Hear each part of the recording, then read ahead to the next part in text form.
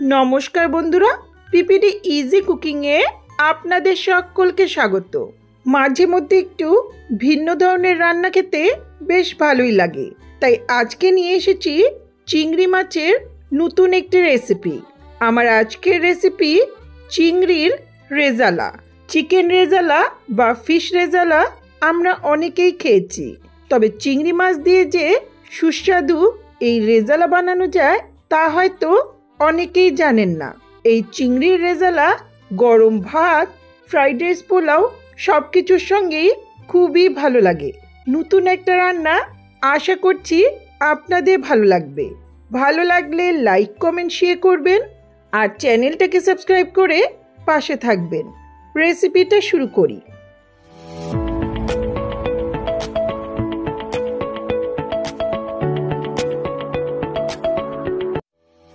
চিংড়ির রেজালা বানাতে নিয়েছি 300 গ্রামের মতো বড় সাইজের চিংড়ি মাছ।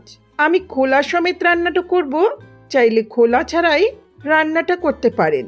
ধুয়ে পরিষ্কার করা মাছটা ভালো মতো জল ঝরিয়ে ম্যারিনেট করব সামান্য একটু লবণ দিয়ে।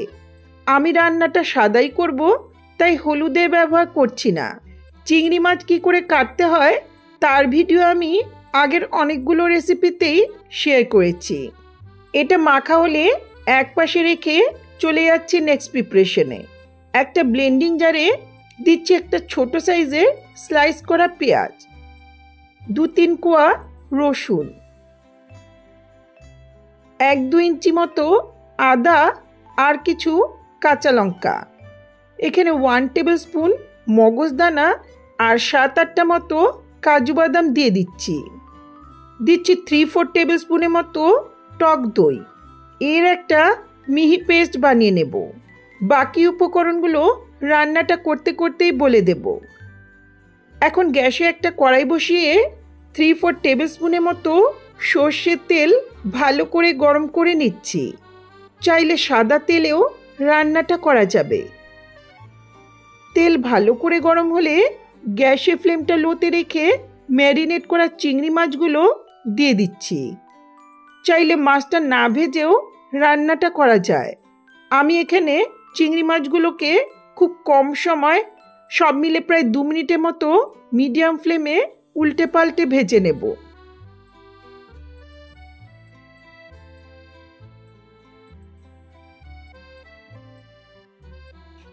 মাছগুলো ভাজা হয়েছে, এখন এগুলো তুলে নিচ্ছি। মাছ খুব কড়া করে ভাজার প্রয়োজন নেই।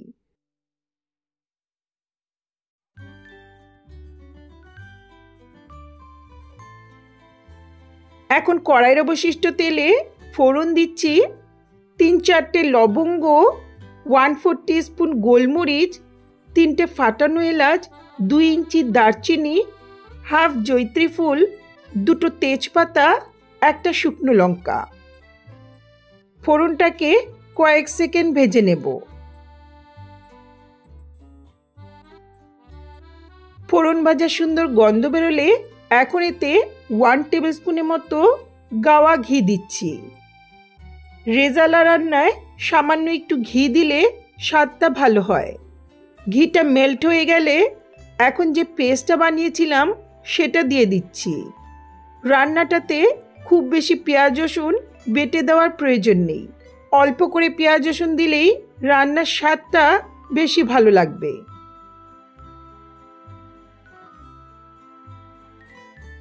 ব্লেন্ডিং জারে অনেকটা লেগে আছে, তাই সামান্য একটু জল দিয়ে ধুয়ে দিয়ে দিলাম। একই সঙ্গে দিচ্ছি সামান্য একটু লবণ। ভালো করে মিশিয়ে নিয়ে 2-3 মিনিটের মতো মিডিয়াম ফ্লেমে রান্নাটা হতে দেব। 2-3 মিনিট পর ব্লেন্ডিং জারটা ধুয়ে খুব সামান্য আরও একটু উষ্ণ জল দিচ্ছি। রান্নাটা মাখো মাখো হবে, তাই খুব বেশি জল দেওয়ার প্রয়োজন নেই। একই সঙ্গে দিচ্ছি সামান্য একটু চিনি আর স্বাদ মতো লবণ। সামান্য চিনি দিলে টেস্টের একটা ব্যালেন্স হবে, তবে এটা অপশনাল। একটু মিশিয়ে নিয়ে ঝোলটা ফুটে উঠলেই ভেজে রাখা চিংড়ি মাছগুলো দিয়ে দিচ্ছি। এখন ভালো করে মিশিয়ে নিয়ে 2-3 মিনিটের মতো মিডিয়াম ফ্লেমে রান্নাটা হতে দেব। চিংড়ি মাছ দেওয়ার পর খুব বেশি রান্না করার প্রয়োজন নেই। চিংড়ি মাছ বেশিক্ষণ রান্না করলে শক্ত হয়ে যেতে পারে। রান্নাটা হয়ে এসছে।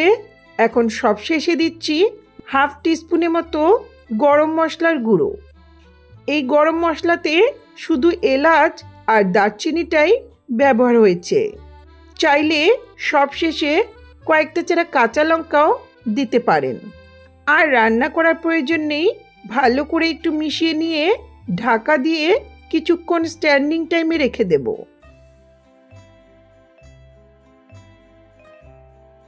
কিছুক্ষণ পর দারুণ স্বাদের চিংড়ির রেজালা সার্ভ করার জন্য রেডি। দেখলেন তো, খুব কম মশলায় খুব সহজ একটি রান্না, তবে এর স্বাদ কিন্তু অসাধারণ। এটি গরম ভাত, ফ্রাইড রাইস, পোলাও সব কিছুর সঙ্গে খুবই ভালো লাগে।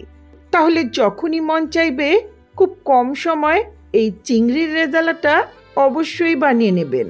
আর রেসিপিটা ভালো লাগলে ভিডিওতে লাইক, কমেন্ট, শেয়ার করবেন।